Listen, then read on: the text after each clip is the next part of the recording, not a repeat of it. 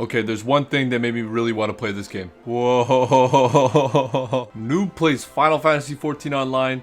Don't bully me about the free trial. I didn't want to pay full price for a game that I don't even know if I'm going to like. Okay, so I could be a human, a tall guy, short guy, cat guy, big guy, and an edgelord. So I chose the big guy, and this is what I made.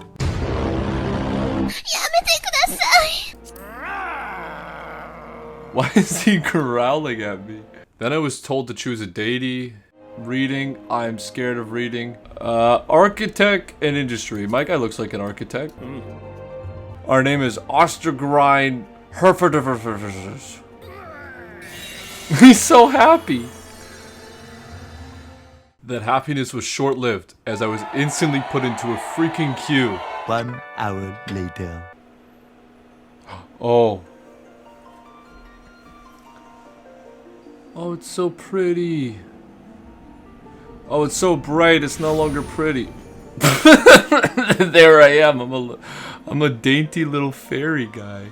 I don't know why this reminds me of Princess Leia in Force Awakens or whatever the heck, she's just flying in space.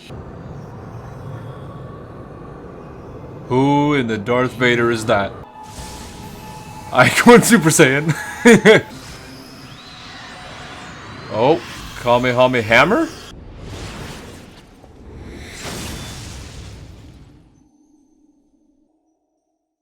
After my acid trip, I woke up on a boat, talking to a strange man in a strange hat who only spoke in Old English and has an affinity for 2 young children.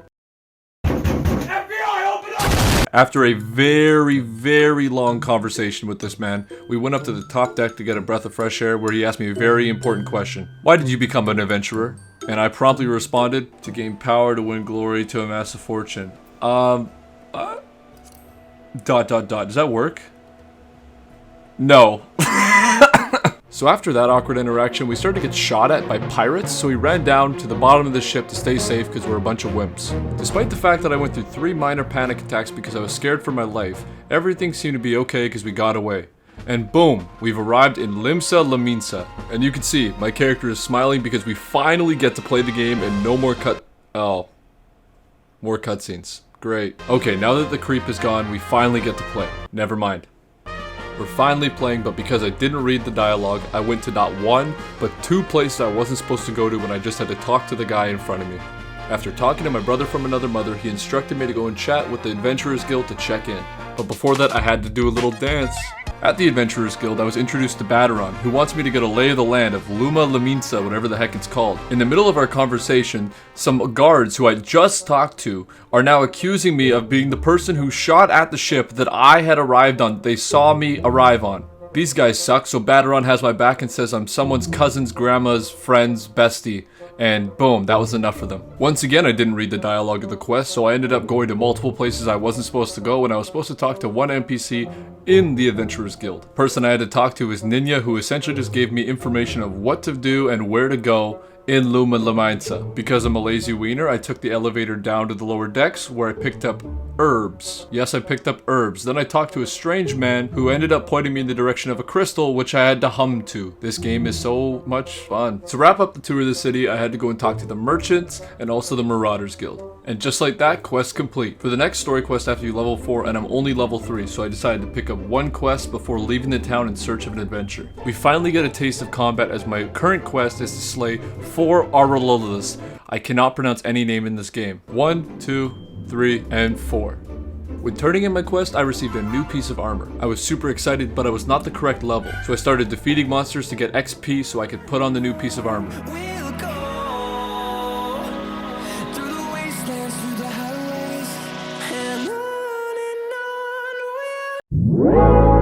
Want a break from the ads?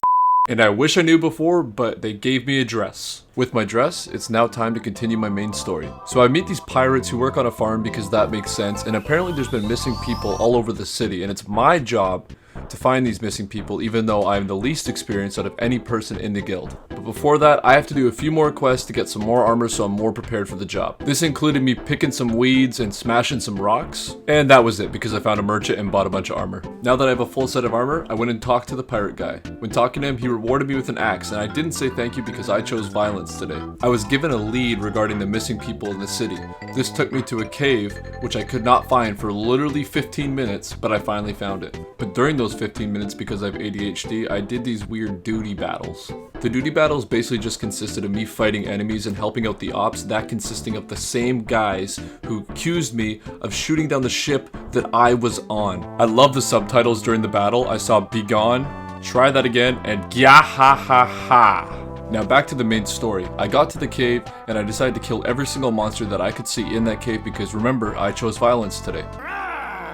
After my brutal massacre, I had to hum to another rock. I looked over my shoulder only to see a beautiful cat woman starting to riz me up with her poetry and wise word crafting ability. I was prepared to fight off her advances when this happened.